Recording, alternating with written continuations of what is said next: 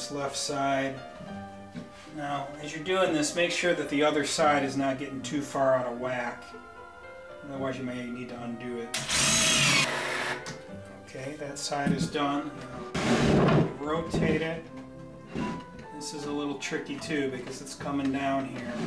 In this case, I'm going to try to hold it there and then I'll drill the bottom one first.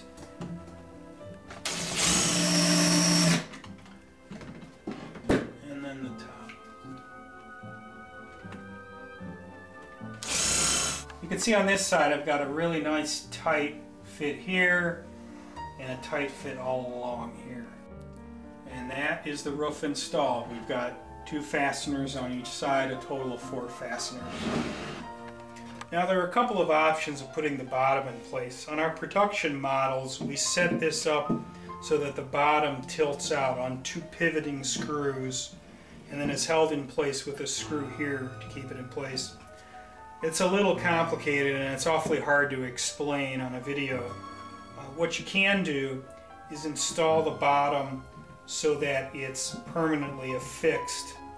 Let me first say that installing the bottom of these boxes is probably my least favorite part of the assembly process.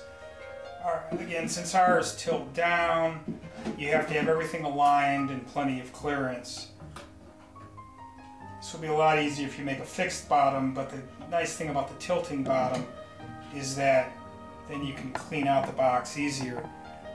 After playing around with it a bit, I was able to get the bottom pretty much flush with the 2 sides and the front here. It doesn't have to be perfect, but you want it pretty close, especially if you're going to make it tilt out. So here we have the bottom and the left side. Now to make a pivot point here, you're going to have to draw a line about 2 inches from the back towards here, and then about 3/4 of an inch so on the other side. Once you have the marks, you're going to drill a hole. I could already tell that that's probably not exactly in the right place, but that'll be okay. Rotate it around. Do the same for the other side.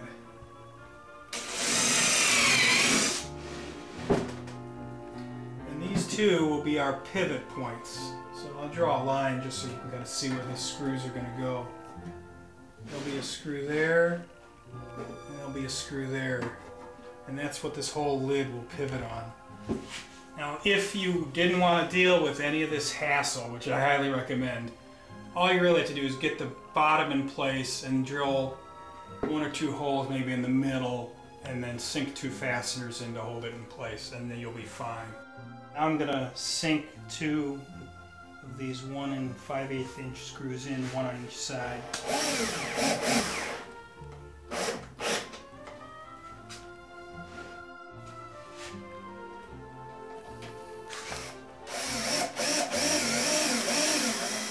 Now that the door can pivot, we need a way to prevent it from pivoting, otherwise our poor owls would fall out. On the front, toward the bottom, we're going to put a screw here that will be used to hold the bottom in place.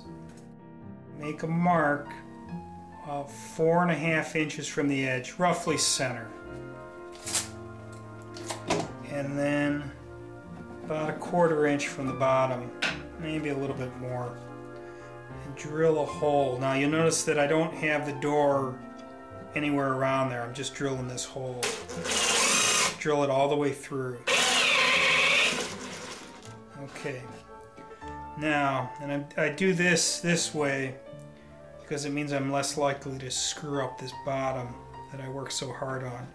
So I'll kind of put my bit down in there and I'll start it up just to make a mark on the bottom. That way I can see where to drill a hole. This will hopefully make more sense when you actually do it, but again, drill the hole all the way through, get your bottom roughly into place, use the bit to kind of make a mark in it to scribe it, pop it open, drill the hole again so that you have this one pre-drilled and this one pre-drilled, and then everything should be happy. This is the screw that we're going to be putting in place that will hold the bottom in place.